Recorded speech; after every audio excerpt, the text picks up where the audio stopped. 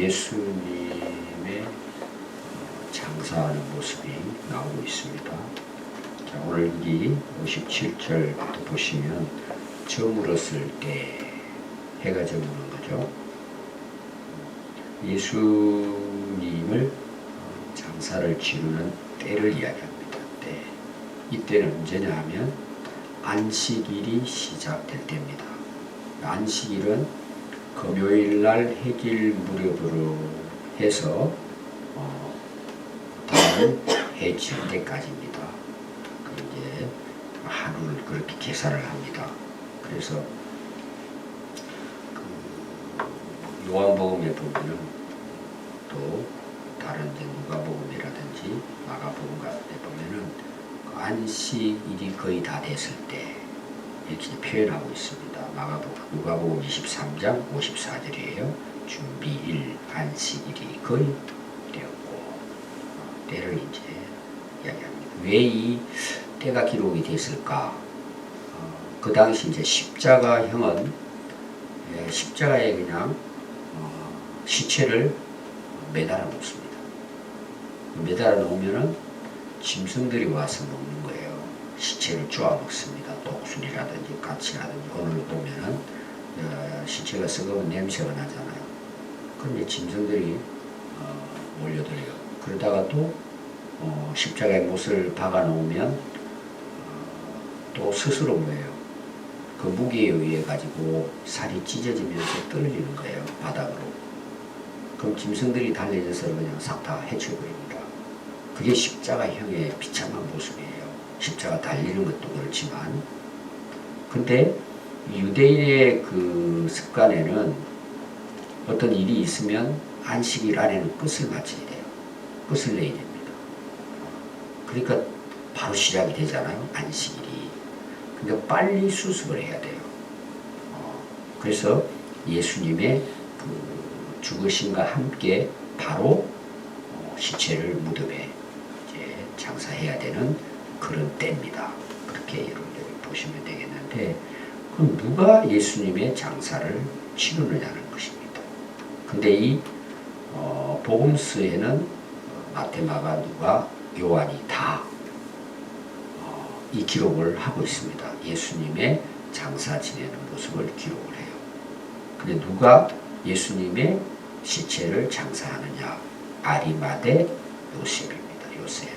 아리마대는 동네 이름이에요. 아리마대에 사는 요셉입니다. 성경에 보면은 요셉의 이름이 많이 나오죠.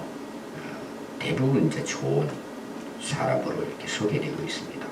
오늘 이제 소개되는 아리마대 요셉에 대해서 살펴보려고 합니다. 자, 아리마대 요셉이 예수님의 이제 장사를 치르는 인물입니다. 근데 그 아리마대 요셉이 어떤 사람일까? 자, 거기 보니까 어떤 사람이죠? 부자입니다. 부자. 여러분 성경에서 부자라고 나올 경우는 그 당시 주변 사람들이 인정하는 부자예요. 그냥 우리가 돈 좀 있다 이 정도가 아니고, 그래도 뭐 군산 그러면은 손가락 안에 꼽힐 정도, 그래야 부자인 줄 알잖아요. 뭐 돈 몇 마디 있다고 부자라고 합니까? 상당히 그래도 그 당시에는 부자로 인정받는 요셉입니다. 그럼 오늘로 말하면 돈 많으면 어때요? 뭐 큰 소리 치고 살잖아요. 어떻게 보면은 뭐 부족함이 없죠. 자기 하고 싶은 대로 다 할 수 있으니까. 돈이 많으면은. 이 돈이 많은 사람이 또 예수 믿는다. 이 참 어려운 일이에요. 뭐 우리야 뭐 그런 상황이 아니니까 이해가 잘 안 될 거예요. 돈이 진짜 많아지면은요, 생각 자체가 달라요. 사는 방식이 다릅니다. 돈 많은 사람하고. 저도 뭐 그런 사람 별 만나보지 못했는데 생각 자체가 달라요. 우리하고 다른 세상에 삽니다. 그런 사람들은. 근데 그런 부자가 예수님을 믿는다. 참 어려운 거예요. 물론 종교는 가질 수 있어요. 뭐 절을 다닌다든지 교회를 다닌다든지. 그럼 그 사람들의 생각은 전부 뭐예요? 사업을 위해서 기도하는 거예요. 어떻게 보면 뭐 예수 믿이 없죠. 다 그런 건 아니지만 일반적으로 예수 믿기 어렵고, 예수님도 그러시잖아요. 부자가 천국 가기는 낙타가 바늘 구멍에 들어가는 것보다 참 더 어렵다. 그만큼 어려운 거예요. 이거 쉽지 않아요. 그런데 이 아리마대 부자 요셉이 예수님의 장사를 치렀다는 거예요. 굉장히 의미가 있다고 볼 수 있습니다. 그래서 이 아리마대 요셉에 대해서는 사복음서에 다 기록을 하고 있습니다. 사실 그렇잖아요. 예수님 돌아가셨어요. 죽었습니다. 예수님 시대 끝난 거예요. 누가 가서 거기에 그것도 뭐 평상시처럼 장사를 치르는 게 아니잖아요. 십자가에 매달려 죽은 예수님을 장사 치료해요. 그 누가 합니까? 살아계실 때도 예수님을 따르기 어려운데 돌아가신 분이 이제 끝났는데, 그 되게 이제 우리가 사람이 이제 평상시는 잘 모르지만 저와 여러분들도 장사를 치를 때가 있을 거잖아요. 장례식을 치를 때. 되게 이제 장례식 때 보면은 그 사람이 어떻게 살아왔는가를 알 수 있다 그러잖아요. 실제로 그래요. 그리고 우리 교회 안에서도 새로운 신자라든지 뭐 잘 모르는 신자들이 장례식이 있잖아요. 오신 지 얼마 안 되는데. 근데 우리 신자들 찾아보기가 어려워요. 우리 교역자들만 가요. 저를 좀 같이 가서 기도해주고 했으면 좋겠는데 관심이 없는 거죠. 뭐 좋은 일은 모르지만 또 이런 사람도 있어요. 우리 교회 오래 다니긴 했는데 그분은 다른 사람들의 장례식에 안 가는 거예요. 근데 그 집에 장례식이 일어나면은 자기도 다른 데 안 갔으니까, 또 품앗이라는 게 우리나라에 있잖아요. 안 와요. 저는 그때도 좀 가줬으면 좋겠는데 가서 기도도 해주고. 근데 여러분 사실 관심 없잖아요. 얼마 전에도 우리 김종문 성도 돌아가셨는데 신자들 찾아보기 어려워요. 그분은 이제 요양원에 계시다가 돌아가셨는데 저는 그래도 광고를 하면 좀 이렇게 각오하면 좋겠는데, 오늘 계신 분들은 오십시오. 그래도 가족들 위로하고. 저는 전도가 목적입니다. 저는 전도가 목적이에요. 그 남은 사람들 예수 잘 믿도록. 얼마나 중요한 자리예요. 그리고 또 우리 성도니까 위로도 해주고 또 가까워질 거잖아요. 또 우리 품앗이야지. 아마 저도 목사가 아니었다면 안 갈 수도 있을 거예요. 아마 사실은. 그러니까 제가 이제 강조하는 게 죽었을 때 그 사람의 모습이 드러나는 거예요. 사람들이 어떻게 생각하고 함께하고 하느냐. 그게 예수님 딱 십자가에 비참히 돌아가셨잖아요. 오늘도 여기 이제 아리마대 요셉이 나오고, 요한복음에서는 니고데모가 나오고, 오늘 여기 막다른 마리아, 다른 마리아가 여기 나옵니다. 소개가. 근데 제자들은 안 보여요. 예수님 죽었다는 거죠. 그 당시 어떻게 했는지 모르지만, 근데 아리마대 요셉은 부자인데 오늘 여기 이제 소개되는 것은 예수의 제자라는 거예요. 그도 예수의 제자다. 그 당시 그 초대교회는 제자 그러면 어떤 이제 내용이냐 그러면 우리처럼 뭐 훈련을 받아가지고 어떻게 하면 예수님을 잘 믿고 따를 거냐 뭐 이런 것들 과정을 통해서가 아니고, 여기 제자라는 말은 우리가 사도행전에 보면 예수님을 믿는 성도를 사실 사용하는 일반적인 용어입니다. 그래서 전에는 제자라고 했다가 요새는 또 성도라고 이렇게 또 번역도 하고 그랬어요. 예수님 제자가 3,000이나 되더라고. 그날 예수 믿었는데 전 성경은 제자라고 표현을 해요. 이 말이 무슨 말이냐? 쉽게 제가 표현하면 예수님을 진짜 믿으면 예수님 따르는 거예요. 훈련을 받고 안 받고 이게 중요한 게 아닙니다. 예수님 만나면 예수님을 믿으니까, 그분의 은혜를 아니까, 그분을 사랑하니까 제자가 되는 거죠. 예수님 따라가는 거죠. 여러분, 우리가 예수 믿는다 해놓고 예수님 안 따라가요. 예수님의 삶을 안 산단 말이에요. 그건 여러분 위험한 신앙이에요. 위험한 신앙입니다. 근데 이 아리마다 요셉이, 여기는 이제 간단하게 소개했는데 다른 데 소개한 걸 보면 누가복음, 마가복음, 요한복음 소개한 걸 보면은 아리마대 요셉은 공회 회원이에요. 오늘 말하는 국회의원입니다.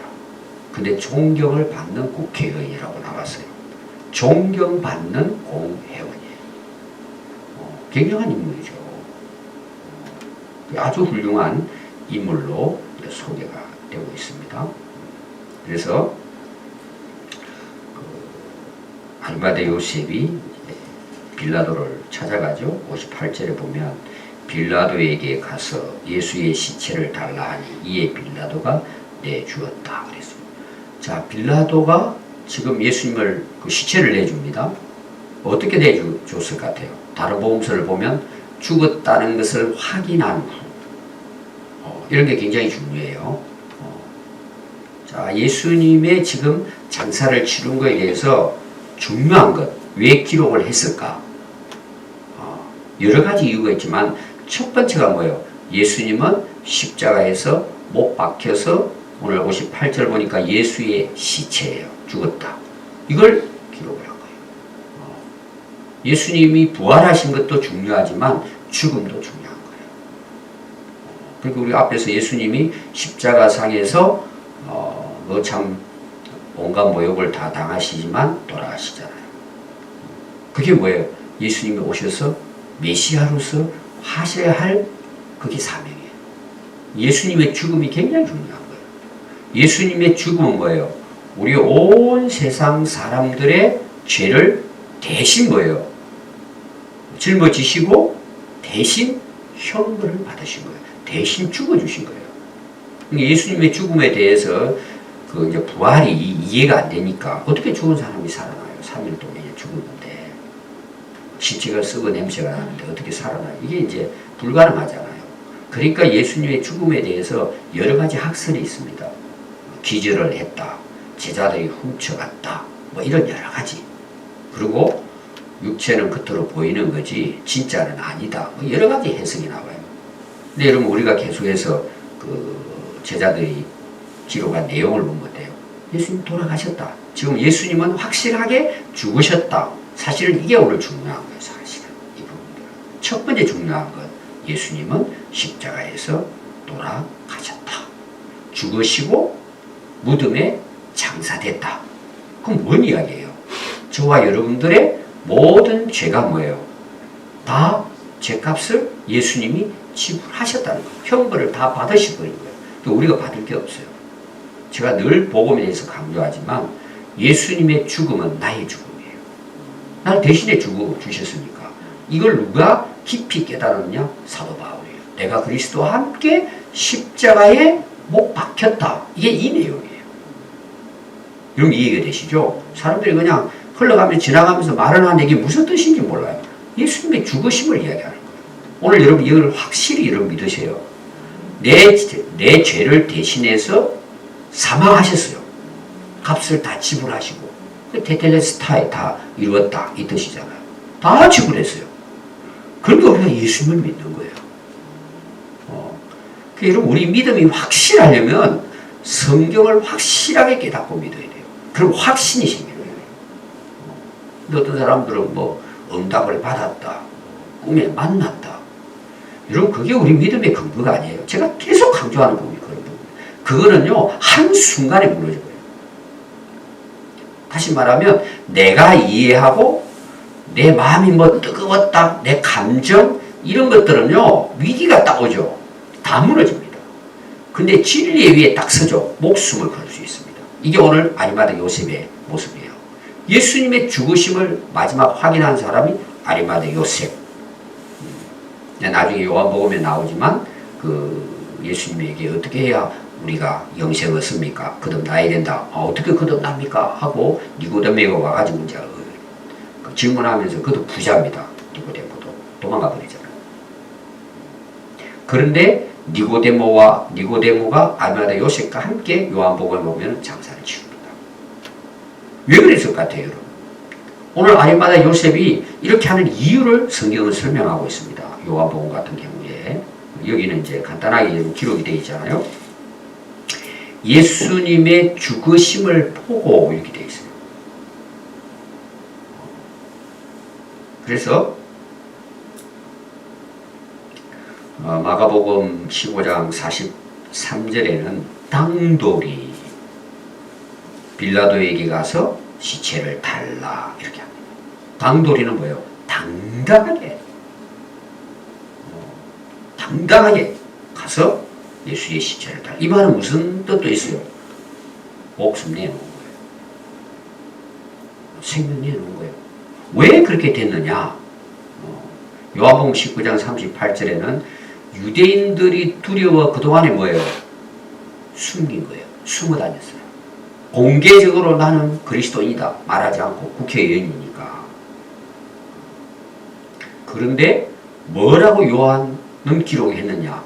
이 일 후에 당돌이 빌라도에 가가지고 예수의 시체를 내가 장사하겠다. 자기를 뭐예요? 공개적으로 예수의 제자라는 것을 드러낸 거예요. 왜 드러낼 수 있었다는 거죠? 이 일 후에 이렇게 요한은 기록했어요. 그리고 우리가 복음서를 보면은 그들이 이제 강조하는 부분들이 있습니다. 요한은 상당히 그런 부분에 대해서 강조를 많이 해요. 이 일 후, 그게 뭐예요? 십자가에 돌아가시는 예수님의 모습을 보고.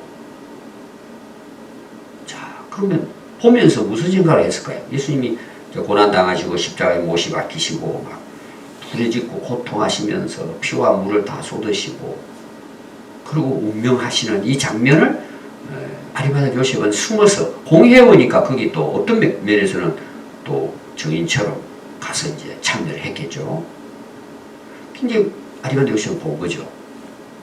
보면서 그 전에 예수님을 따르는 제자이기도 했지만 이 일 후에 당돌이 빌라도에게 나가서 시체를 달라고 하죠.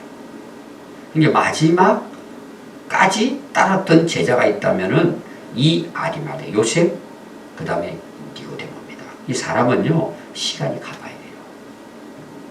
제가 이제 얼마 전에도 어떤 분하고 이렇게 좀 이야기를 하는데 남편 때문에 굉장히 어려워하는 분들이 많잖아요, 여러분. 뭐 어려운 게 뭐겠어요? 남편이 진짜 믿었으면 좋겠는데 안 믿잖아요, 이게. 참 어렵잖아요, 이게. 그러고 막 엉뚱한 말을 하고.